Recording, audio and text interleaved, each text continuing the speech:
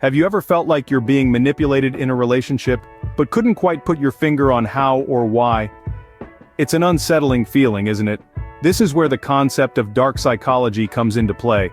Dark psychology, in essence, is the use of psychological tactics for manipulation and control. In relationships, it can be particularly insidious, subtly influencing our thoughts, feelings, and actions without us even realizing it. Imagine a puppet master pulling the strings in the background, directing every move. That's the power of manipulation. It's an art of persuasion, used by some to gain power and control over others. It can erode trust, breed insecurity, and cause significant emotional harm. In the context of a relationship, it's a destructive force that can shatter bonds and leave lasting scars. So what does this mean for you and your relationships? Well, it's time to delve deeper. Get ready to uncover the unsettling truth about manipulation in relationships. Consider the story of Jane, who found herself entangled in a web of manipulation with her partner John. Jane, a vibrant and cheerful woman, suddenly began to feel drained and confused. She couldn't put her finger on it, but something in her relationship didn't feel right. John, on the other hand, was a charmer. He always knew exactly what to say to make Jane doubt her concerns. This is a classic example of gaslighting, a manipulation tactic where the manipulator makes the victim question their own reality. John would twist situations to make Jane believe that her worries were unfounded, her memories unreliable, her feelings irrational. Then, there was the emotional blackmail. John knew how to play on Jane's fears, guilt, and compassion to get what he wanted. He would often say things like, "If you loved me, you would," or, "I only did this because I care about you." This way, he maintained control, making Jane feel guilty for wanting anything outside of what John deemed acceptable. And let's not forget the cycle of abuse. This cycle often starts subtly, with small criticisms and control tactics. Over time, it escalates into more overt forms of control and emotional abuse. In Jane's case, John would swing between being incredibly loving and cruelly critical, keeping Jane constantly off balance. Jane's story is not unique. Many people find themselves in similar situations, often without even realizing it. So what makes John and people like him such effective manipulators? Well, it's a cocktail of psychological techniques that often go unnoticed. First and foremost, manipulators are masters at exploiting vulnerabilities. They can sniff out insecurities like a bloodhound and use them as levers to pull at will.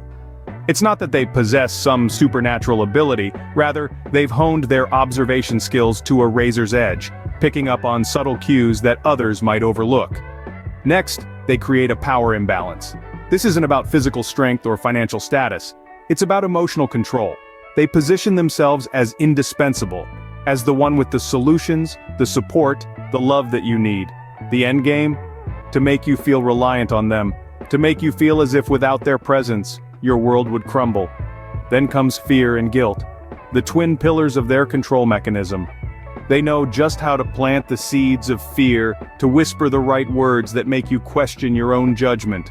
They're also adept at making you feel guilty for their mistakes, for their shortcomings, turning the tables so skillfully that you begin to believe you're the problem.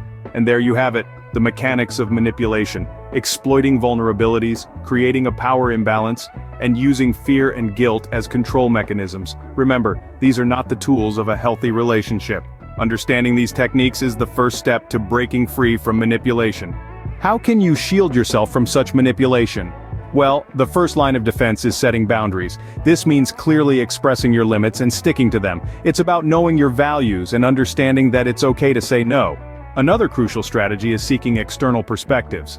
Sometimes, when we're in the thick of things, it's hard to see the forest for the trees. Don't be afraid to seek advice from trusted friends, family, or professionals. They can provide a fresh perspective and help you see things more objectively. Finally, it's essential to learn to recognize manipulation tactics. This includes understanding common strategies manipulators use, such as gaslighting, guilt tripping, and playing the victim.